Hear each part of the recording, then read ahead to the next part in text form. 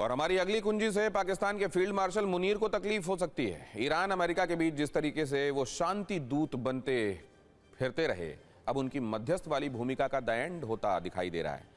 एक तरफ तो ट्रंप ने कह दिया है कि अब ईरान से सीधी वार्ता फोन पर हो रही है और दूसरी तरफ उन्होंने रूसी राष्ट्रपति पुतिन को भी फोन लगा दिया। अमेरिकी राष्ट्रपति डोनाल्ड ट्रंप और रूस के राष्ट्रपति व्लादिमीर पुतिन के बीच में 90 मिनट तक फोन पर बातचीत हुई है। क्या बात हुई है और किस किस मुद्दे पर बात हुई है, और अगर यह होने लगा है तो क्या पुतिन अब ईरान अमेरिका के बीच के मध्यस्थ बनेंगे, शांति दूत बनेंगे और उनके जरिए तनाव का समाधान होगा? क्या ट्रंप को इस्लामाबाद पर अब भरोसा नहीं रह गया? 72 घंटे पहले ही ईरानी विदेश मंत्री अब्बास अरागची ने मॉस्को में पुतिन से मुलाकात की थी और अब पुतिन और ट्रंप की बातचीत को वार्ता की कोशिश से जोड़कर देखा जा रहा है। क्रेमलिन के मुताबिक पुतिन ने ईरान के साथ युद्ध विराम बढ़ाने के ट्रंप के फैसले की प्रशंसा करते हुए इसे सही कदम बताया।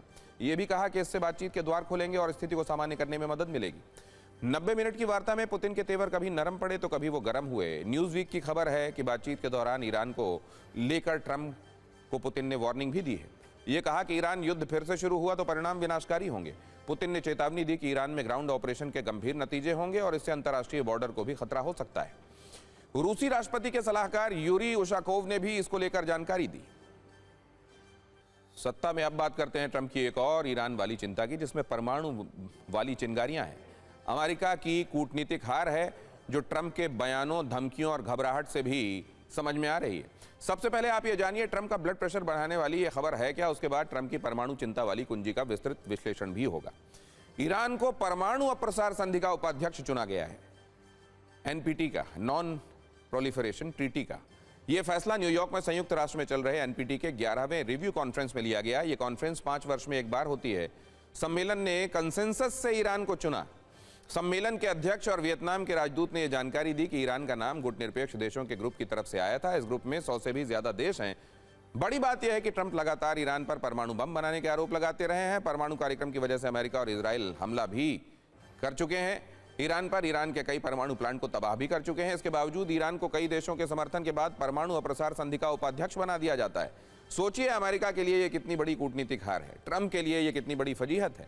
आप इसे अमेरिका की बेचैनी से भी समझ सकते हैं। इस फैसले के बाद अमेरिका के राजदूत ने क्या कहा, आपको बताते हैं।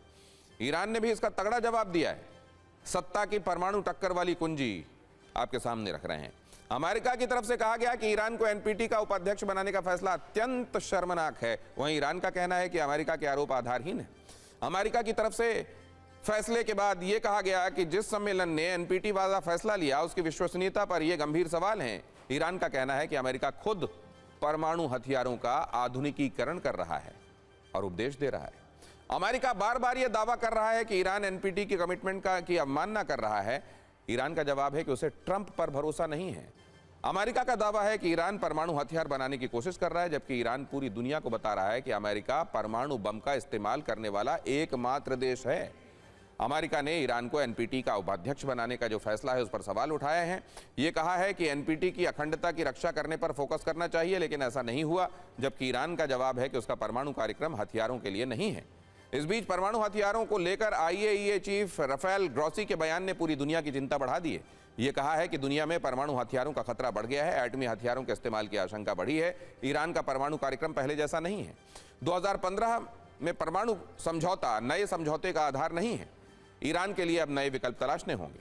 सवाल यह है कि ट्रंप के इस दावे में कितना दम है कि ईरान परमाणु बम बना रहा है। आपको अगली खबर से इसकी जानकारी देते हैं। आईएईए ने कहा है कि इस्फहान के न्यूक्लियर सेंटर में संवर्धित यूरेनियम है। इस्फहान से यूरेनियम हटाने के कोई सबूत नहीं है। हमले के बाद इस्फहान का निरीक्षण किया गया था। सैटेलाइट इमेज से इस्फहान में नुकसान का असर दिखा है। आपको यह भी बता दें कि ईरान के पास कितना यूरेनियम है। जो नए दावे हैं उसके मुताबिक 440 किलोग्राम 60% संवर्धित यूरेनियम ईरान के पास है, जो परमाणु बम बनाने के करीब है। 200 किलोग्राम 20% संवर्धित यूरेनियम है। यह लो एनरिच्ड यूरेनियम की अधिकतम सीमा है। 8500 किलोग्राम 3.6% संवर्धित यूरेनियम है और यह ईंधन के तौर पर इस्तेमाल होता है।